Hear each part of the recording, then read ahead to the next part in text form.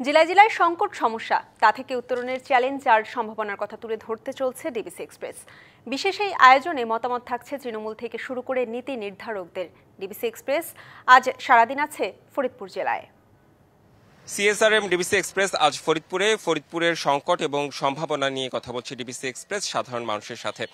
এই মুহূর্তে আমি আছি একটি বিশেষ নিদর্শনের কাছে, অর্থাৎ মথুরাপুর দেউল। এই দেউল সম্পর্কে আপনাদেরকে জানাবো এবং বলবো খুবই সম্ভাবনাময় একটি জায়গা এবং এটি দর্শনার্থীদের জন্য বেশ জনপ্রিয় হয়ে উঠতে পারে। যদিও দর্শনার্থীরা আসে কিন্তু সংখ্যায় কম।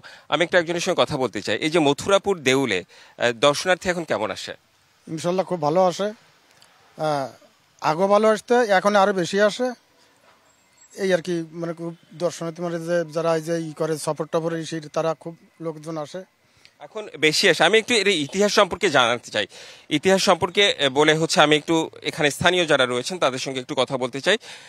ইতিহাস সম্পর্কে আসলে সুস্পষ্ট কংক্রিট ইতিহাস আসলে খুব ভালো পাওয়া যায় না, তবে ধারণা করা হয় যে এটি স্থাপত্য শৈলী অনুযায়ী এটি সপ্তদশ শতাব্দীতে বলে ধারণা করা হয়। বারকোণ বিশিষ্ট এই মঠ এদেশের মন্দির শিল্পের এক অপূর্ব নিদর্শন। প্রায় ৩ মিটার পর্যন্ত সোজা উপরের দিকে ওঠার পর মঠটি সামান্য সরু হয়ে উপরের দিকে উঠেছে, কিন্তু এর চূড়া এখন সমতল এবং মাটি থেকে এখনো প্রায় ২১.২ মিটার উঁচু। একটু সংক্ষেপে বলার চেষ্টা করলাম। নিশ্চয়ই মঠটি দেখতে পাচ্ছেন, খুবই চমৎকার। আমি একটু বলতে চাই যে এই মঠটি এত চমৎকার, কিন্তু এটি রক্ষণাবেক্ষণ আসলে সরকারের পক্ষ থেকে করা হয় না। সে কারণে আসলে মঠটির অনেক জায়গায় ভেঙে গিয়েছে কিংবা আসলে অবহেলিত বলা যায়। আমি একটু দু একজনের সঙ্গে কথা বলতে চাই। এই যে আমার কাছে এই মঠটি দেখে মনে হলো যে এই মথুরাপুর দেউল এটা নিশ্চয় অবহেলিত। আপনাদের কাছেও কি তাই মনে হয় না? আপনারা তো এখানকার স্থানীয়। আসলে মূলত অবহেলিত হয়। এটা পরিপূর্ণভাবে যেভাবে মানুষ আনন্দ ভোগ করতে পারে সেইভাবে করা উচিত ছিল, কিন্তু সরকারের পক্ষ থেকে যতটুকু করেছে এতে সংখ্যা খুবই কম, একেবারে কম। মানে দিন দিন যাচ্ছে, আপনার বহিরাগত লোকজন আসতেছে, দেখতেছে। রক্ষণাবেক্ষণ যেভাবে করা দরকার সেভাবে আসলে রক্ষণাবেক্ষণ নাই। একটু আপনার সাথে কথা বলি যে আপনার কাছে কি মনে হয় যে রক্ষণাবেক্ষণকে প্রপার ওয়েতে করা হয়? এটা মনে হয় সরকারের থেকে যদি একটু উদ্যোগ নিত তাহলে জিনিসটা একটু ভালো হইতো আর কি। আরও আশেপাশে দেখা যায় তো মানুষ জাঁকজমক হইতো।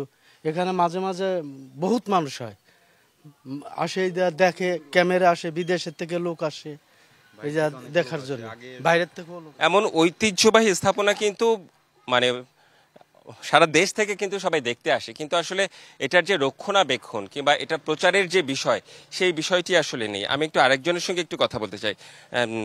এখানকার স্থানীয় তো এই মঠটা আমি দেখলাম যে অনেক জায়গায় ভেঙে গেছে, ভেতরে অপরিষ্কার। মানে দর্শনার্থীরা আসলে তো ভালোভাবে আসলে ছবি তুলতে পারবে, কিন্তু এটার রক্ষণাবেক্ষণ তো করা আরো দরকার। হ্যাঁ, রক্ষণাবেক্ষণ মানে ভালোভাবেই করা দরকার, কারণ দেখা যাচ্ছে যে এই যে উপরে গাছগাছালি হয়ে গেছে, কিন্তু এই জায়গা শুনছি যে লোক আছে, সরকারি লোক আছে, কিন্তু তাকে কোনোদিন দেখাও যায় না। ধন্যবাদ। আমি এখানে যারা স্থানীয় তাদের সঙ্গে কথা বলছিলাম এবং এই ঐতিহ্যবাহী স্থাপনাটা নিয়ে আসলে তথ্য দেওয়ার চেষ্টা করছিলাম এবং এটি খুবই চমৎকার। তো সিএসআরএম ডিবিসি এক্সপ্রেস আজ ফরিদপুরে সংকট সম্ভাবনা নিয়ে কথা বলছে, সঙ্গেই থাকবেন।